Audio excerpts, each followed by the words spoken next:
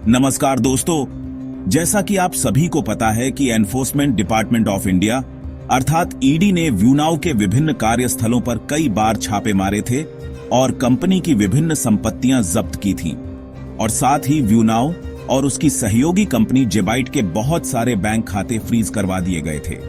यह सारी कार्रवाई ईडी ने धन शोधन निषेध कानून अर्थात पीएमएलए और फॉरेन एक्सचेंज मैनेजमेंट एक्ट अर्थात एफईएमए कानून के तहत की थी, जिसके बाद व्यूनाउ और जेबाइट कंपनियों ने ईडी की कार्यवाही के विरुद्ध कई हाई कोर्टों में और सुप्रीम कोर्ट में केस दर्ज करवाए थे, जिनमें अब सभी कोर्टों में सुनवाई चल रही है, जिनमें लगातार तारीख पर तारीख मिलती जा रही है।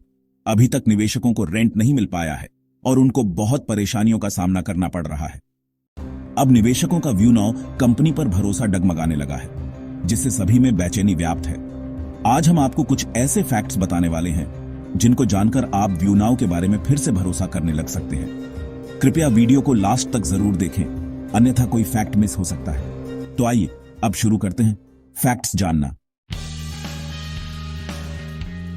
पहला फैक्ट है, व्यूनाउ कंपनी का बिजनेस मॉडल व्यूनाउ इंफॉर्मेशन टेक्नोलॉजी के क्षेत्र में कार्य करती है। इसका बिजनेस मॉडल काफी आकर्षक और भविष्य में ग्रोथ वाला लगता है, जबकि स्कैम करने वाली पूंजी योजनाओं का कोई विश्वसनीय बिजनेस मॉडल नहीं होता है। ये सिर्फ ऐसे बिजनेस मॉडल दिखाती हैं जिनको देखकर कोई भी लालायित हो जाता है इनमें निवेश के लिए। लेकिन व्यूनाउ का बिजनेस मॉडल सीधा और स्पष्ट है कि डाटा पार्टिकल उपलब्ध करवाना और डाटा स्टोरेज की सुविधा देना। कंपनी को डाटा स्टोरेज से जो कमाई होती है उसमें से अपने खर्चे निकालकर निवेशकों को रेंट दे देती है। इसमें तो कोई गड़बड़ नजर नहीं आ रही। दूसरा फैक्ट है, व्यूनाउ जैसे बिजनेस वाली अन्य कंपनियां बिना किसी बाधा के चलती रहना। व्यूनाउ जैसी अन्य कई कंपनियां अभी भी बिना किसी दिक्कत के कार्यरत हैं और निवेशकों को समय पर रेंट दे रही हैं। इनके नाम तो हम लीगल दृष्टिकोण को ध्यान में रखते हुए नहीं बता सकते, लेकिन ये हिंट जरूर बता सकते हैं कि एक कंपनी का नाम ए से शुरू होता है और एक अन्य का नाम एस से शुरू होता है। इसलिए इससे भी व्यूनाउ की स्थिति मजबूत होती है कि यह भी जल्दी ही निर्बाध चल पड़ेगी, बशर्ते इसकी दिक्कत दूर हो जाए। जांच एजेंसी को कंपनी सहयोग करते हुए सारे रिकॉर्ड उपलब्ध करवा दे और सारे डाउट क्लियर करवा दे। तीसरा फैक्ट है, व्यूनाउ कंपनी का शेयर स्टॉक एक्सचेंज पर अभी भी ट्रेड होना। दोस्तों, व्यूनाउ कंपनी का शेयर मार्केट में अभी भी ट्रेड होना इसके कार्य को विश्वसनीय बनाता है। व्यूनाउ कंपनी का शेयर बॉम्बे स्टॉक एक्सचेंज पर लिस्टेड है और इसमें वर्तमान में भी ट्रेडिंग होती है। Share market regulator SEBI share market में लिस्टेड कंपनियों पर अपनी तेज नजर रखती है और शक होने पर कंपनी के शेयर की ट्रेडिंग बंद कर देती है। लिस्टेड कंपनी को प्रत्येक एक्शन की जानकारी एक्सचेंज को देनी होती है, जिससे गड़बड़ तुरंत पकड़ी जा सकती है। व्यूनाउ सभी रेगुलेटरी नियम मानते हुए कार्य कर रही है और इसके खिलाफ कोई भी पाबंदी सेबी ने नहीं लगाई है। एक और फैक्ट है, कंपनी मैनेजमेंट का व्यवहार।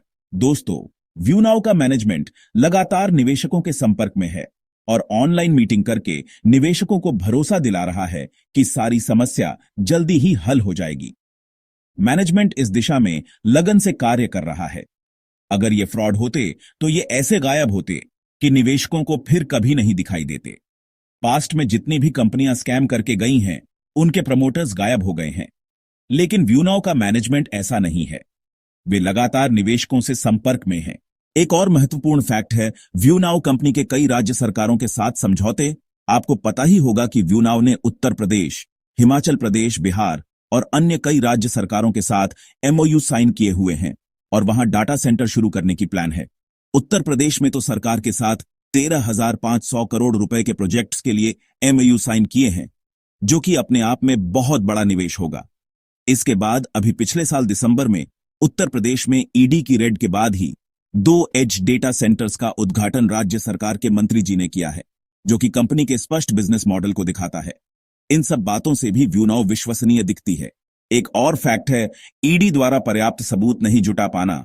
दोस्तों, व्यूनाउ के मैनेजमेंट का कहना है कि ईडी कोर्ट में कोई ठोस सबूत नहीं पेश कर पाई है। साथ ही ईडी जांच को लंबा खींच रही है, जिनमें ईडी कोई संतोषजनक साक्ष्य पेश नहीं कर पाई है, जिससे लगता है कि ईडी का पक्ष कमजोर है और कोर्ट व्यूनाउ के पक्ष में निर्णय दे सकती है। दोस्तों, ये कुछ जरूरी तथ्य थे जो आपके साथ साझा किए हैं।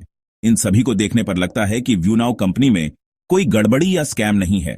बस यह कुछ समय की परेशानी है और ईडी की जांच पूरी होने के बाद यदि कोई घपला नहीं मिलता है तो यह जल्दी ही मुख्यधारा में लौटकर फिर से सुचारू कार्य शुरू कर देगी, जिसके बाद निवेशकों को भी उनका रेंट मिलने लग जाएगा।